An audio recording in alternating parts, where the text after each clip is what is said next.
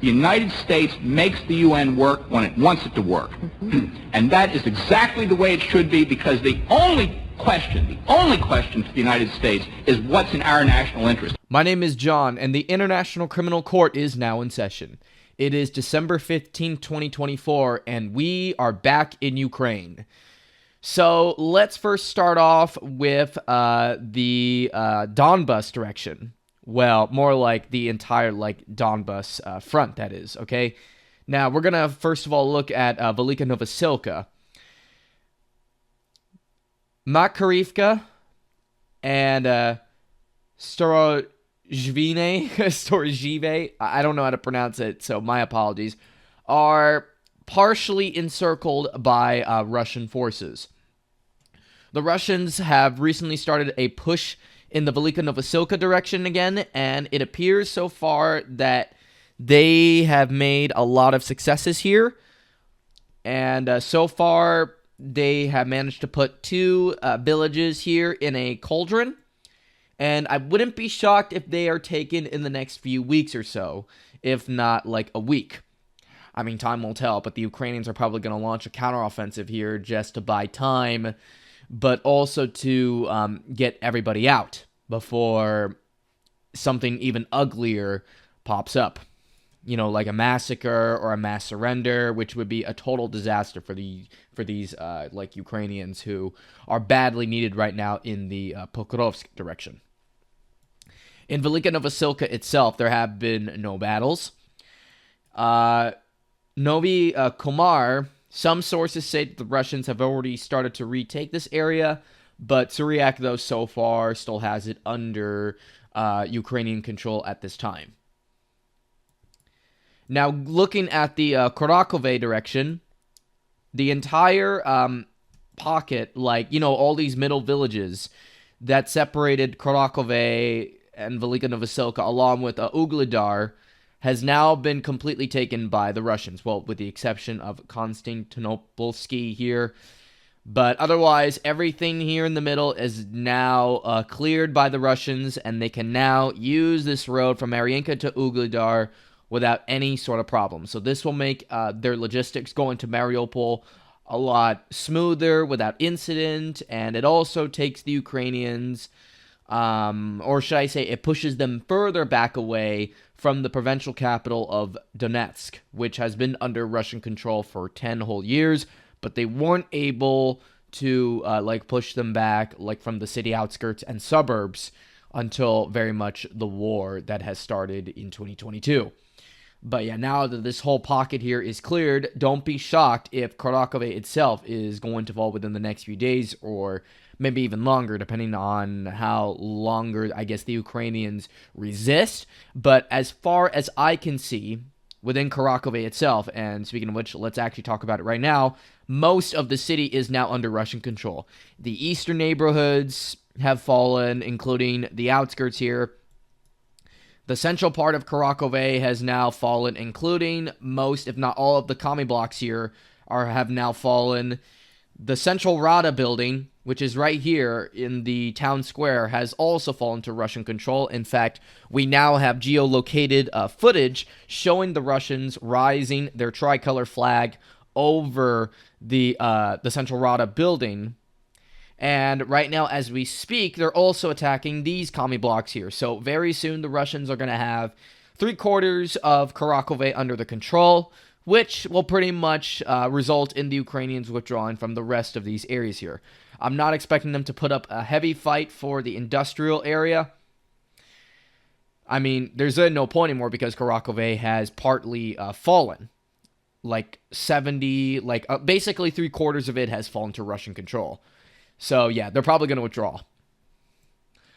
The Russians have now taken most control of the village of Sonsivka, and they have also taken control of the village of Zorya. I don't know if I reported that in my last video about Ukraine, but the Russians have taken control of it.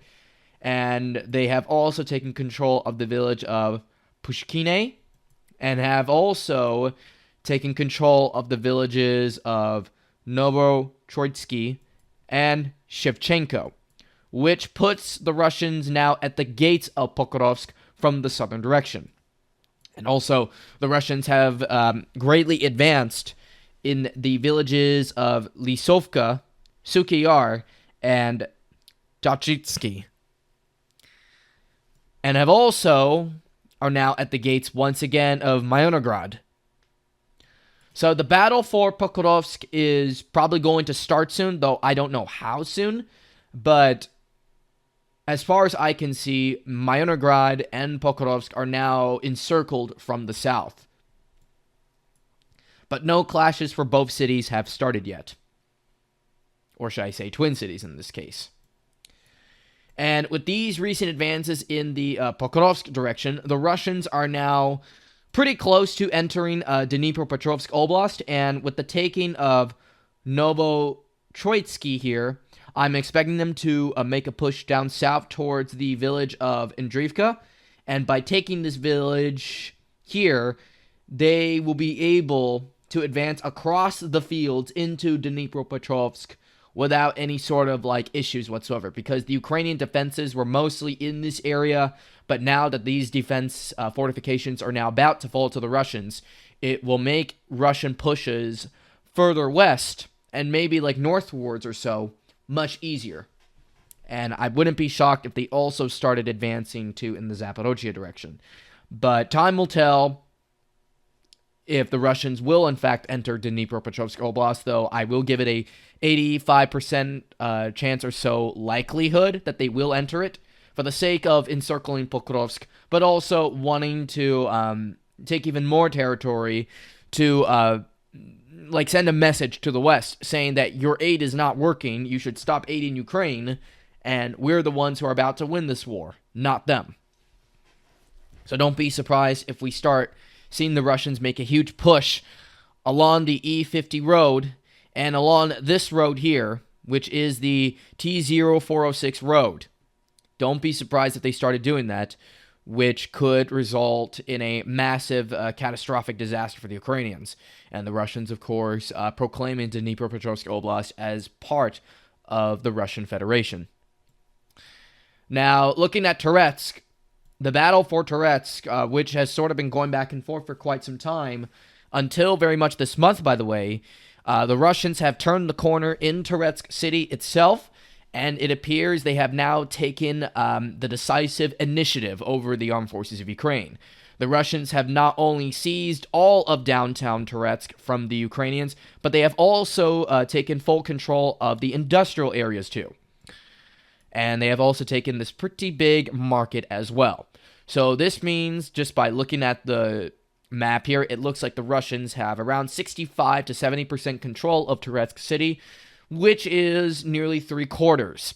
So majority of Toretsk, basically all of its commie blocks and all of its strategic highland areas are now under the control of the Russians. So don't be surprised or so if by the end of 2024, Toretsk falls to the Russians, and then we start seeing the Russians making a push towards either Konstantinivka, or they try to finish off the job in Chasiv Yar. And speaking of which, the Russians and the Ukrainians are clashing big time for downtown Chasiv Yar as of this moment, and it seems so far that the Ukrainians are holding on, but time will tell, though, just how much longer the Ukrainians will be able to hold on to downtown Chasiv Yar.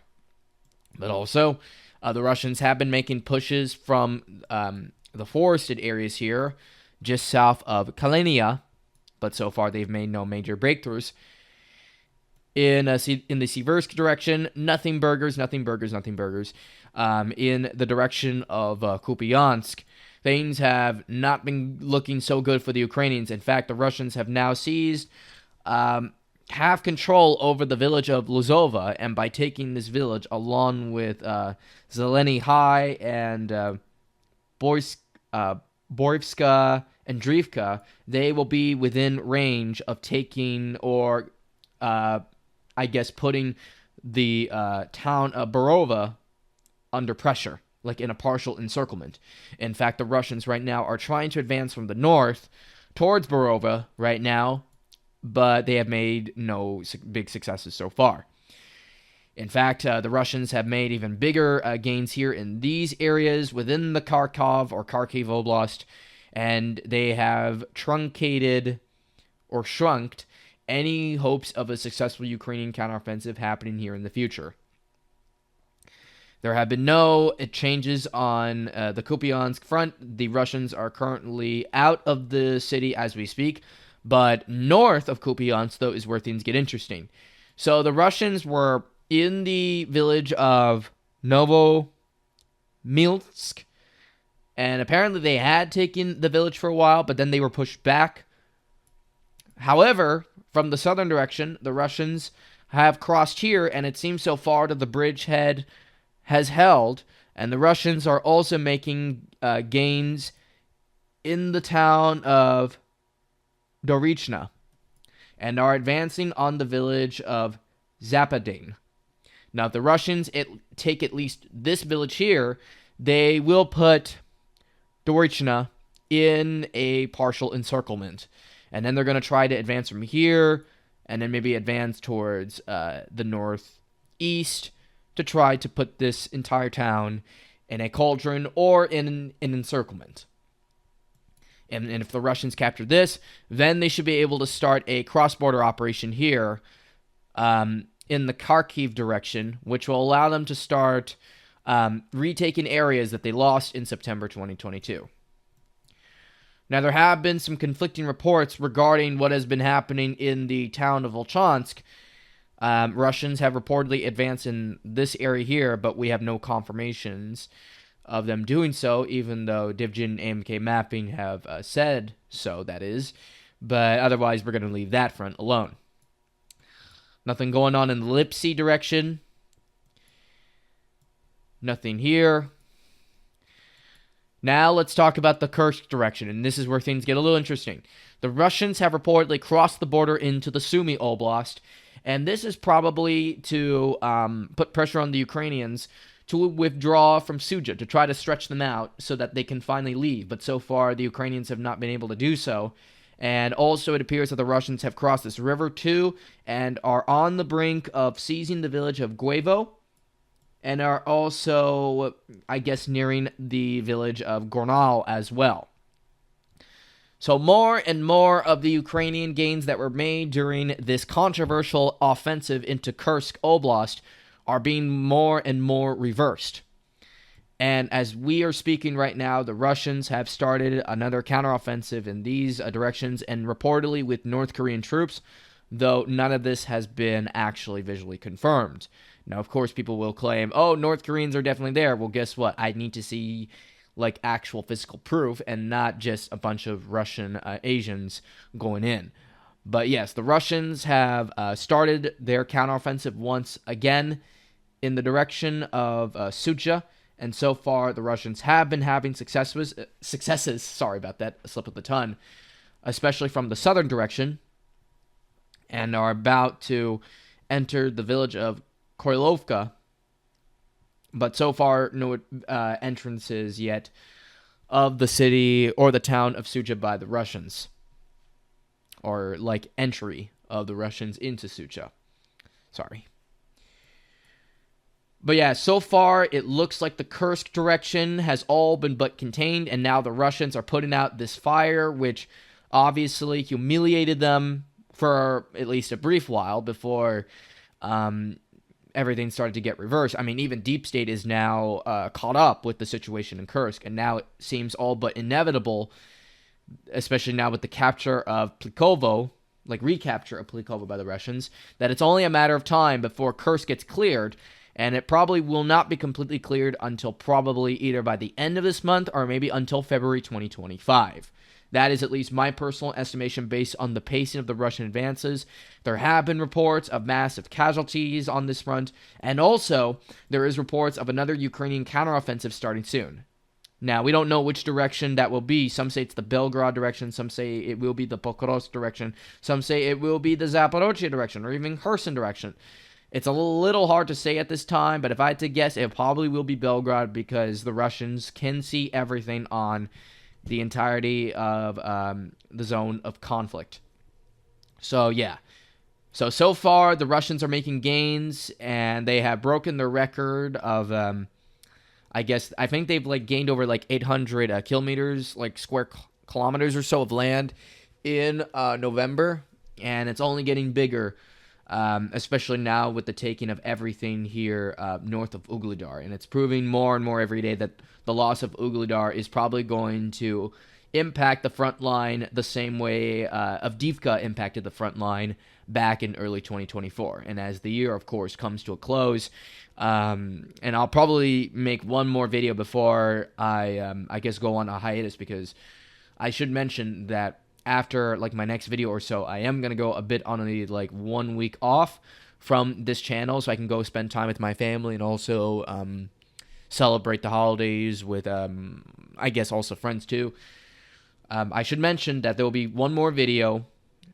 Again, I repeat, there'll be one more video regarding the Ukraine conflict. And then my first video, which will be in January 2025, I'm going to do a rundown on the Syrian civil war and basically talk about like what led to the collapse of the Syrian Arab army, why they collapsed, and like what would be next for that country. Because right now Israel is invading Syria as we speak, and they have taken some pretty significant ground. But yeah, so yeah, I hope to see you all in the next video, which will be next Sunday. And I'll see you guys all next time. So take care, stay safe, and happy holidays.